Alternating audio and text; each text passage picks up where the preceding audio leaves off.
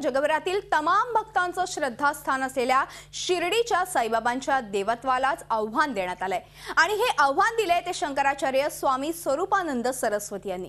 साईबाबांना हिंदू मुस्लिम ऐक्याचं प्रतीक मानण्यासही शंकराचार्य तयार नसल्यानं मोठी खळबळ उडाली आहे। श्री सच्चिदानंद सद्गुरु साईनाथ महाराज की जय।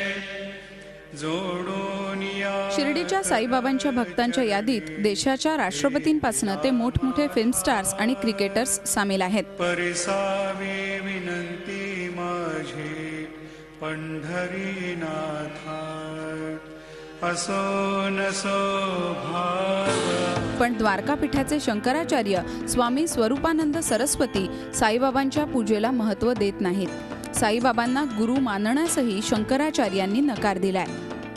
वो मस्जिद में रहता था, वो पुलाव खाता था, मांसाहारी था, लोगों को मांसाहार कराता था। तो ऐसी हालत में हम कैसे कह सकते हैं कि ये हमारा भगवान था या हमारा गुरु हो सकता है। साईबाबांच्या विरोधात एवढंच वक्तव्य करून स्वामी स्वरूपानंद सरस्वती थांबलेले नाहीत, तर स्वामींनी साईंची पूजाच चुकीची ठरवली आहे। स्वामींनी याला हिंदू धर्मात फूट पाडण्याचा कट ठरवलाय। ये ब्रिटेन की तरफ से हो रहा है। ये चाहते हैं कि भारत में हिंदू प्रधान न रहे, ये लोग जो है विभाजित होते रहे, इनकी सम्मिलित शक्ति न बढ़ने पाए।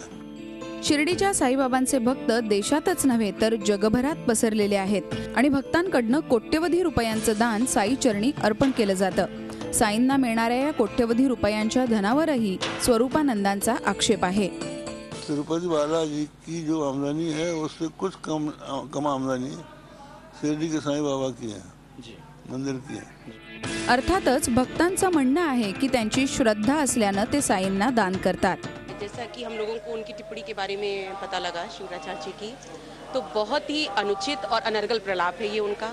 सिर्फ ये एक राजनीतिक मोड़ देने की कोशिश है। स्वामी स्वरूपानंदांच्या या वादग्रस्त वक्तव्यानंतर साई भक्त संतप्त झाल्यात।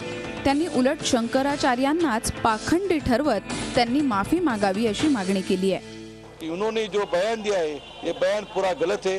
हम सभी धर्मों के साथ बाबा रहे, बाबा ने अपना प्रचार कार्य किया और सर्वधर्म संभाव का प्रचार किया। स्वामी स्वरूपानंद जी ने जो कहा है वो सही गलत है, इसलिए ये उनका जो विधान है, उनका जो बयान है उसका मैं निंदा करता हूँ और उन्हें ये जो बयान वापस लेना चाहिए। स्वरूपानंद सरस्वती दिग्विजय सिंह यांच्याशी असलेल्या संबंधांमुळे आणि आधीच्या वादांमुळे अनेकदा चर्चेत राहिले, पण त्यांनी ज्या विषयाला हात घातला तो विषय चर्चेत आला हे मात्र खरं। गेल्या 30 वर्षापासून साई ट्रस्टची वाढती संपत्ती आणि साई चरणी दिलं जाणारं दान यामुळे चर्चा रंगतेय। काही विरोधक साईंच्या वाढत्या लोकप्रियतेला मार्केटिंगचं तंत्र मानतात, पण प्रश्न हा आहे की स्वामी स्वरूपानंद यांचं हे वक्तव्य हिंदू धर्माच्या कथित मठाधीशांना वाटणारी भीती आहे की साईंच्या वाढत्या लोकप्रियतेमुळे झालेली पोटदुखी। शिर्डीहून प्रशांत शर्मासह ब्युरो रिपोर्ट झी मीडिया। झी 24 तास रहा एक पाऊल पुढे।